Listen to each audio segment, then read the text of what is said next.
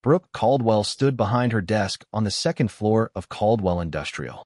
The glass wall behind her framed 40,000 square feet of production floor. Drew Parrish stood across from her, a folder under one arm. Gordon Price sat to Brooke's left, arms folded. Brooke's jaw was set. "Do what I said, or get out." Drew looked at her. 3 seconds. He unclipped his badge, set it on the edge of her desk, picked up his folder, and walked to the door. Down the metal staircase, past Machine 2, past Hank Neely's station, past 11 years of mornings. He pushed through the exit without looking back. Up in the office, Brooke watched his truck pull out of the lot. Gordon leaned forward. "You did the right thing." She didn't answer. She thought anyone could be replaced. 5 weeks later, the woman who told him to leave was the one standing in an empty plant, wondering where it all went. Stay for this one. Drew Parrish was 39 years old and had been inside the Caldwell Industrial Building longer than most of its machines. He came to Pittsburgh after the Navy, 4 years as a machinist's mate on the USS Stout, with a duffel bag and a one-page resume. Walter Caldwell hired him as a floor machinist and told him to be there at 6 the next morning. Drew was there at 5:45. 11 years later, he still was. He worked every station before Walter promoted him: shift lead, floor supervisor, director of plant operations. The title sounded corporate, but the job lived in grease and metal. Every supplier who sold to Caldwell had Drew's cell number. Every tolerance spec for their Department of Defense valve contracts lived in a binder he updated by hand.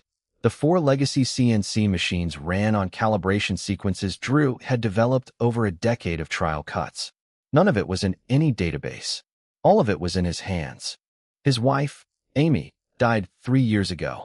A pickup ran a red light on Route 28 during an ice storm and hit her on the driver's side at 40 miles an hour. Drew got the call at 1:14 in the afternoon, left the plant without telling anyone, and didn't come back for 2 weeks. When he returned, he clocked in at 6, walked his rounds, and didn't mention it. Nobody asked. They didn't need to. Josie was 9. She had her mother's straight brown hair and her father's habit of not saying much unless she meant it. Every morning she packed her own lunch while Drew made coffee, turkey sandwich, apple, a granola bar she always traded at school for something better. He dropped her at Lincoln Elementary by 7:30, and by the time the first bell rang, he was already on the plant floor, clipboard in hand, starting his walkthrough. The walkthrough was the spine of every day at Caldwell. 6 a.m., before first shift, Drew walked the entire floor, checked gauges, touched housings for heat, listened to bearings the way a mechanic listens to an engine, not for the sound, but for what it tells you about everything behind it. By the time the lights came up, he had already diagnosed whatever the day's first problem would be. It was invisible work, the kind nobody noticed until it stopped. Brooke Caldwell was 36 and had been CEO for 14 months. Her father, Walter, built Caldwell Industrial from a 2-press shop into a mid-size valve manufacturer. A stroke forced him into retirement, and the board, 5 men who had known Walter for decades, chose Brooke to take over. She had the Penn State engineering degree and had worked the company from the floor up. She knew the business. But running it in front of 5 men who would rather answer to someone else was a different thing entirely. And Brooke felt the gap in every meeting, every quarterly review, every silence that lasted half a second too long. Gordon Price was 54 and had been Walter's right hand for 18 years. Procurement, vendor strategy, capital planning. Everyone assumed Gordon would take the CEO chair. Walter chose Brooke. Gordon shook her hand and spent the next 14 months making sure she couldn't trust the one person she should have. His method was patient. He positioned himself as the experienced voice Brooke needed and kept her away from Drew, not physically, but strategically. Every report Gordon gave her about the floor carried a quiet footnote about resistance, about a crew that answered to Drew before they answered to the CEO. Gordon was not in a hurry. He just needed Brooke to stop trusting Drew before Drew noticed what Gordon was doing with the books. Hank Neely was 58, had been at Caldwell for 24 years, and said very little. He saw nearly everything. And what he saw, over those 14 months, was Gordon Price spending more time on the second floor than any COO in the company's history ever had. The board had set a quarterly revenue target for Brooke, aggressive, designed to test whether the founder's daughter could actually grow the company and not just maintain it. Brooke wanted to hit it. She proposed an accelerated production cycle, faster turnaround, leaner inventory, tighter scheduling across all 4 CNC lines. On paper, it looked like ambition. On the floor, it looked like a way to break something that was already running near capacity. Drew said so. He sat in the Tuesday operations meeting with his stress test data spread across the conference table, 3 pages of charts and failure point analyses. The accelerated schedule would push cycle times below the threshold their DoD contracts required for certified pressure valves. He walked the room through each failure point, tolerance margins, the specific PSI ratings that separated a military-grade valve from scrap metal, the exact moment when speed would compromise structural integrity on components designed to hold under thousands of pounds of pressure. It was thorough, it was calm, and it should have ended the conversation. Gordon sat 2 chairs away and said nothing. He didn't contradict Drew, didn't back him. He watched Brooke's face while Drew talked, and when the meeting ended, he followed her back to her office and closed the door. He told her that Drew's pushback wasn't about quality, it was about control. That Drew had been slow-walking every initiative she tried to push through since the day she took the chair. That the floor crew still treated Drew as the real authority in the building, and every time she let him override her in a meeting, she confirmed it. He said it the way a concerned ally says hard truths, measured, reluctant, a man who didn't want to deliver bad news but felt obligated. Then he laid 3 printouts on her desk. Supplier complaint emails about Caldwell's operations leadership, delayed payments, missed order confirmations, purchase orders stalled for weeks without explanation. Brooke read them and felt something tighten behind her ribs. She asked if Drew knew about these. Gordon shrugged. They're about his department. They weren't. The complaints were about Gordon's own procurement changes. Invoices he had quietly rerouted 6 months earlier through a shell company called Vantage Supply Group, a Delaware LLC in which Gordon held a 40% ownership stake. Vantage sat between Caldwell and its suppliers like a toll booth, marking up every transaction 8 to 12% and skimming the margin before payments reached the actual vendors. The supplier delays weren't caused by Drew's operations team. They were the lag time built into a system that existed only to extract money from Caldwell Industrial. Gordon had edited the email headers before printing. He stripped the Vantage routing lines, removed every reference to the procurement channel, and left only the operational language that made the complaints look like Drew's problem. Brooke didn't verify the originals. She was tired. She was hearing the board ask questions she didn't want to answer. She saw what Gordon needed her to see, a man standing in her way, and she decided he needed to fall in line or leave. Down on the floor, Drew felt the shift the way he felt a bearing going bad, not in any single sound, but in the silence where a sound used to be. The emails were only the beginning. What Gordon had built underneath them was something Brooke wouldn't see for weeks, and by then, the man who would have shown her would already be gone. Drew submitted the quality concern on a Thursday morning. It was 3 pages, formal, addressed to Brooke, filed in the company's operations record. He laid out the risk in language that left no room for interpretation. The accelerated production schedule would compromise DoD certification on 4 active valve contracts worth a combined $11 million in annual revenue. He cited specific failure thresholds from the stress tests he had already presented. He attached photographs of test specimens that had cracked along grain boundaries under the compressed cycle times. And he requested a formal review with the board's operations liaison before any scheduling changes went into effect. The memo was thorough. It was measured. And he sent it to Brooke. Only to Brooke. Gordon told her something different. He came into her office that afternoon wearing the expression of a man delivering news he had been anticipating. Drew, he said, had tried to send the memo directly to the board, gone over her head, tried to undermine her authority in front of the 5 men who were already watching her for exactly that kind of weakness. It was a fabrication. Drew hadn't copied a single board member, but Gordon didn't need it to be true. He needed it to land. And with Brooke already primed by weeks of Gordon's quiet campaign, it landed hard. Brooke called Drew to her office. She was cold, professional. She told him the accelerated schedule would stand and that his concerns were noted in the operational record. Drew looked at her for a moment. Noted isn't the same as heard, he said, and walked out without raising his voice. That afternoon, Hank Neely mentioned something to Drew by the loading dock. Gordon had been coming to the plant after hours, walking the production floor at 9, 10 o'clock at night, alone. Strange behavior for a man whose office was on the second floor and whose shoes had never touched machine oil in 18 years of employment at Caldwell. Drew filed it, didn't act on it. He had 16 client accounts for machines and a daughter who needed to be picked up from aftercare by 5:30. There was only so much room. That evening he made chicken and rice while Josie worked through her spelling list at the kitchen table. He asked about her day. She told him about a science experiment with baking soda and vinegar. The volcano worked, mostly, except the foam went sideways instead of up, and Kyle Metzger got it on his shoes, and everybody laughed. Drew asked if Kyle was okay about it. Josie said Kyle thought it was the best part. They cleared the table together. Drew ran the dishes. Whatever was shifting at Caldwell, this kitchen, this table, this routine, these plates in the rack, none of it was going to move.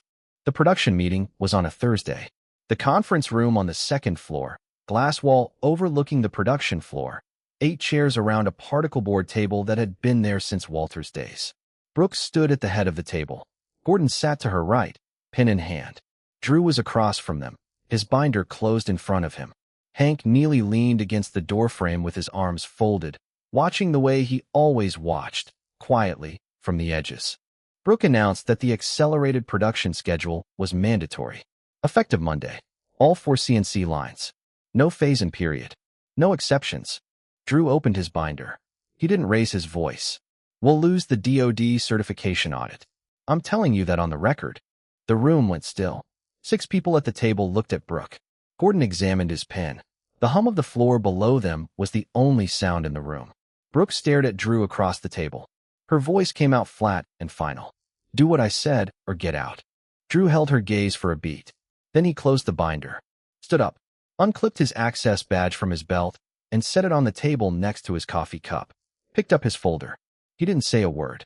He walked to the door, and Hank Neely stepped aside to let him pass. His boots rang on the metal staircase. On the production floor below, 40 workers heard them coming and looked up from their stations. Drew walked the center aisle, the same path he walked every morning at 6 a.m.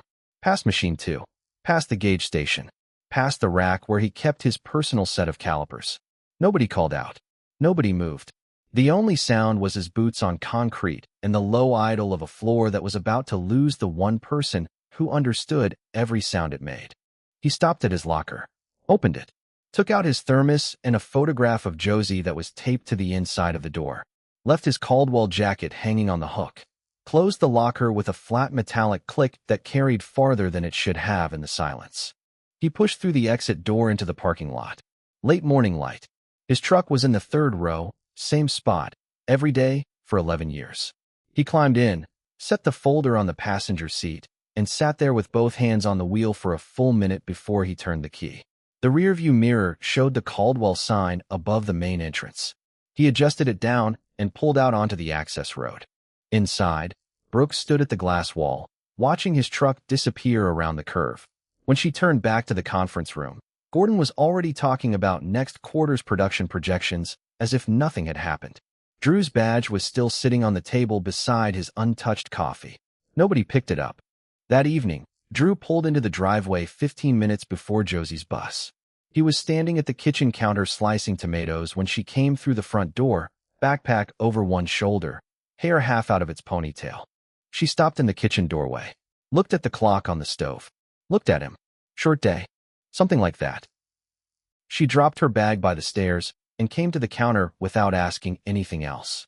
Drew handed her the colander, and she started washing lettuce while he put a pot of water on the stove. They made spaghetti the way they always did. Josie stirred the sauce. Drew handled the noodles, and neither of them talked much until they sat down to eat. She told him about a kid in her class who brought a lizard for show and tell. He asked if it was a good lizard. She said it was okay, but it tried to climb Mrs. Patterson's desk, and the whole class went quiet, and then Mrs. Patterson laughed first, and then everybody laughed. Drew smiled at that. They cleared the table together, and he ran the dishes while Josie settled on the couch with her chapter book, and the kitchen was warm and steady and had nothing to do with anything that had happened that day. Monday morning, 6 a.m. The Caldwell production floor sat in its usual half-dark, overhead lights still on their timer, machines cold. Hank Neely walked in at 6:15 the way he had every morning for 24 years, expecting to find Drew halfway through his walkthrough. The floor was empty. Nobody had walked it. For the first time in 11 years, no one had checked the gauges, touched the housings, or listened to the bearings before first shift arrived. By 7:30, Machine 2 was throwing calibration errors on its first run of the day. A tolerance check on a DoD valve batch flagged 3 units outside acceptable spec. Deviations Drew would have caught and corrected during his walkthrough before a single piece of metal was cut. Hank pulled the parts off the line himself and called Brooks' office. By 9, 3 supplier contacts had called the Caldwell main line asking for Drew Parrish. They didn't have anyone else's direct number at the company. 2 of them had worked with Drew personally for over 8 years. The receptionist routed all 3 calls to Gordon's extension. Gordon didn't return any of them. By noon, Hank was standing in Brooks' doorway. He didn't sit down. 4 guys put in their 2 weeks this morning. All 4 trained under Drew. 2 of them already talked to him about what he's doing next. Brooke told Gordon to post the director of plant operations role immediately. Gordon said he was handling it. He wasn't. A competent replacement was the last thing Gordon needed. Someone new in that chair would look at the procurement ledgers, ask questions about vendor pricing, notice the gap between what suppliers quoted and what Caldwell was being invoiced. Drew would have noticed those gaps months ago if he hadn't been pushed out before he could. That night, Brooke sat at her desk long after everyone had gone home. She pulled Drew's operational files for the first time, not the summaries Gordon had filtered for her, but the raw records. Drew had been personally managing 16 active client accounts. He maintained all 4 legacy CNC machines, weekly calibration checks, sequences refined over a decade, none documented anywhere. He ran every supplier relationship through direct contact, cell numbers, handshake pricing, quarterly visits he scheduled himself. She read for 40 minutes. The scope of what had walked out the door was larger than any single line on the org chart could hold. She looked through the glass wall at the dark floor below and sat there for a long time without moving. The things Drew knew weren't the kind you could post a job listing for. And the woman who had told him to get out was only beginning to understand what that sentence had actually cost. The Department of Defense certification auditor arrived on a Tuesday morning, exactly 2 weeks after Drew's departure. The audit had been on the calendar for 3 months. He met Brooke in the lobby with a clipboard and a government ID badge, and his first question was simple: "Where's Drew Parrish?" Brooke told him Drew was no longer with the company. The auditor wrote something down without expression. Then he spent 4 hours on the production floor. He flagged 6 process deviations that had occurred under the accelerated schedule. 2 of them were critical, cycle times that had dropped below the contractual minimum on pressure-rated valve housings destined for a naval weapons station in Virginia. He pulled the production logs from the past 2 weeks and set them beside the specification sheets Drew had filed 18 months earlier. The distance between what the contract required and what Caldwell was now producing was not a rounding error. It was a gap wide enough to see without a caliper. The DoD contract was suspended pending corrective action. $8.4 million in annual revenue, frozen by a single phone call that afternoon. Brooke sat in her office and listened to the contracting officer explain the terms. And when the call ended, she put her phone down on the desk and did not pick it up again for a long time. By week 3, Machine 2 went down.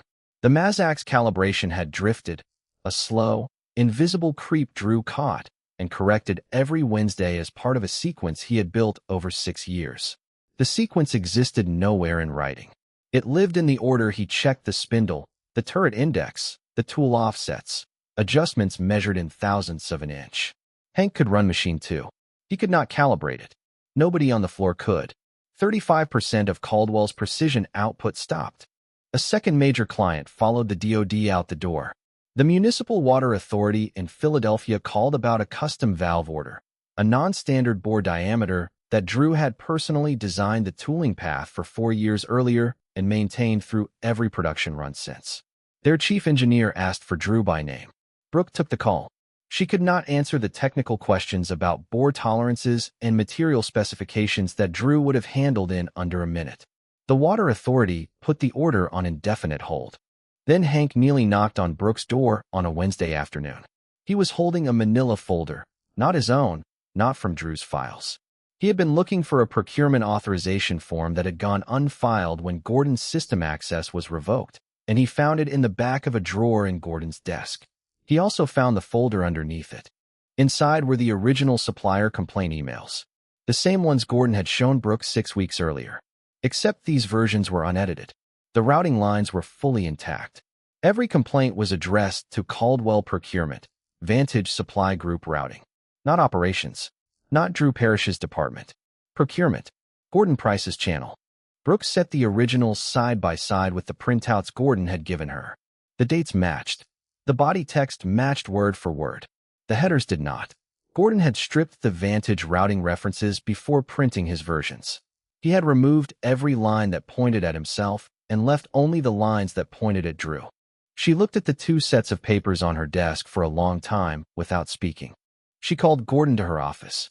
He came in the way he always had, composed, unhurried, a man who had spent 18 years managing rooms before Brooke had managed her first one. She put both sets of emails on the desk in front of him. These aren't the same emails you showed me. Must have been a filing version. The originals. The routing lines are different, Gordon. His composure shifted. Not much. A flicker along the jaw.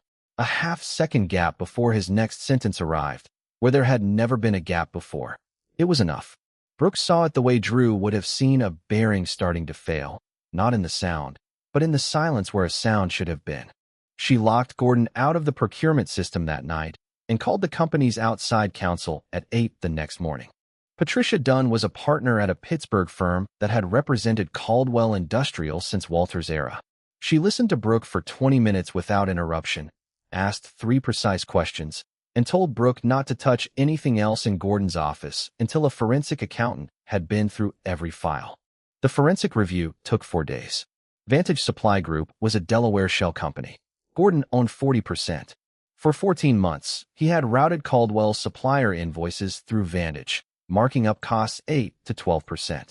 Over $1.6 million had moved through the shell since the week Brooke became CEO. Drew's floor-level habits were the single control that would have caught it. He verified invoice totals against delivery receipts. He called suppliers to confirm pricing. He noticed when a part that cost $11 last quarter showed up at $12.40. That kind of hands-on checking was not in any job description. It was what Drew did. Invisible, habitual, and load-bearing. Gordon needed it to stop. The fastest way was to remove the man doing it. Brooke sat in her office with Patricia Dunn's report and understood, for the first time, the complete architecture of what had been built around her. Gordon hadn't poisoned her against Drew over a grudge or a bruised ego. He had done it to protect $1.6 million in ongoing theft. And she had made it easy for him. She had wanted so badly to prove she could lead, to silence the board's doubts, to step out of her father's shadow, that she had let the one person in the building willing to tell her the truth become the first person she pushed out the door. She drove to Lawrenceville on Saturday. Butler Street, east of the bridge. A row of old industrial bays with no signage. Drew was in the third one, a rented garage with 2 CNC stations bought at auction, a workbench, and a whiteboard near the door with 3 client names in his handwriting. Former Caldwell clients. They had been calling since the week he left. He was at one of the machines, hands on a valve housing, when she appeared in the doorway. He looked up, didn't stop. She told him about Gordon, the shell company, the doctored emails, the forensic report, everything Gordon had said about Drew, the resistance, the complaints, the memo, manufactured to clear the path for a man stealing from the company Drew had spent 11 years holding together. Drew listened without moving. His hand stayed on the valve housing. When she finished, the only sound in the garage was the compressor cycling in the far corner. "I should have verified before I made that call," she said. "I didn't. That's on me." Drew looked at her. "Yeah," he said. "It is. No comfort, no softening, but no cruelty, either." He respected that she had driven across the river to stand in his garage and say it straight, face to face, instead of putting it in an email or routing it through counsel. They talked for another hour. It was the first conversation they had ever had without a conference table between them. She asked about Josie. He asked how the floor was holding up, and both of them already knew the answer to that. She looked around the garage, the 2 machines, the whiteboard, the binder filling up on the desk, and saw something she hadn't seen in 14 months of board meetings and quarterly pressure. She saw someone building something that belonged to him. She left without asking him to come back. Not yet. But when she pulled out onto Butler Street, she sat at the red light for a long time before she turned toward home. Brooke presented the evidence to the Caldwell board on a Wednesday morning. Patricia Dunn sat beside her. Brooke walked them through the file without embellishment. Vantage Supply Group Incorporation documents. 14 months of invoice comparisons showing markup patterns of 8 to 12%. The altered email headers placed beside the originals so the stripped routing lines were visible to everyone in the room, and the forensic accountant's summary with the total at the bottom of the page circled in black pen. $1.6 million. She let the numbers talk. The board voted unanimously. Gordon Price was terminated effective immediately. The case was referred to the Allegheny County District Attorney's Office for criminal investigation. But terminating Gordon didn't undo the damage sitting on the production floor like a row of stalled machines. For major contracts lost or suspended, production at 38% of capacity, Machine 2 offline with nobody qualified to bring it back. 8 employees gone. The floor that had run like a clock for over a decade now sounded wrong in ways nobody left in the building could diagnose. Because the man who understood every sound it made had been told to leave 5 weeks earlier by the woman sitting at the head of this table. The board turned on Brooke. One of Walter's original partners leaned forward, both hands flat on the table. You let this happen on your watch. She could have pointed at Gordon, could have laid every failure at the feet of the man who engineered the whole thing. The fraud, the manipulation, the systematic isolation of the one employee who would have caught it all. Part of her wanted to. The words were right there, and they would have been true. But she had spent 5 weeks watching what happened when someone in a position of authority chose the convenient version of the truth over the difficult one, and she was not going to do it again. Not in this room. Not to these men. He manipulated me, Brooks said. But I made the call. I told Drew Parrish to leave, and I didn't verify a single fact before I did it. That failure is mine, not Gordon's. Mine. The room went quiet. Nobody moved. One of the board members opened his mouth and closed it again. Patricia Dunn sat perfectly still beside Brooke, her hands folded on the file, watching the 5 men across the table arrive at the same conclusion Brooke had arrived at in a rented garage on Butler Street, that the woman standing in front of them was not the same person who had sat in this chair 3 months ago. Something had changed. Not the title, not the authority. The willingness to stand in a room full of people who could end her career and say the hardest true thing instead of the easiest false one. They gave Brooke 90 days. Stabilize the operation or step down. That evening, Brooke called Drew. She told him about Gordon's termination, the DA referral, the 90-day ultimatum. Her voice was steady. She didn't dress it up or ask for sympathy. She laid out the facts the way Drew had laid out his stress test data in the meeting where she'd told him to leave. Plainly, completely, without editorializing. She asked if he would consider a consulting arrangement. Not as an employee. His own terms, his own rate, his own schedule. 90 days to stabilize the plant while keeping his own shop running. Drew was quiet on the line for a long time. Long enough that Brooke checked to make sure the call hadn't dropped. Let me think about it, he said. They hung up. Brooke sat in her kitchen staring at the phone on the counter. It didn't ring again that night. The silence had a shape. 2 pages, stapled together, sitting on Drew's kitchen table beside his coffee cup. The same table where he sat across from Josie every night. The same table where nothing about Caldwell Industrial had ever been allowed to exist. Josie was doing homework across from him. Long division. She looked up at the stapled pages beside his mug. What's that? Work stuff. She went back to her math. Drew sat with the proposal through the rest of the evening. He thought about the Lawrenceville garage. 2 machines. 3 signed clients. The start of something that was his in a way that 11 years at Caldwell had never quite been. Then he looked at the Caldwell printout. The broken schedule. The silent machines. The number at the bottom of the second page that represented what it would take to put the floor back together. After Josie went to bed, Drew stood at the kitchen window for a long time. The street was quiet. The neighbor's porch light made a soft circle on the sidewalk.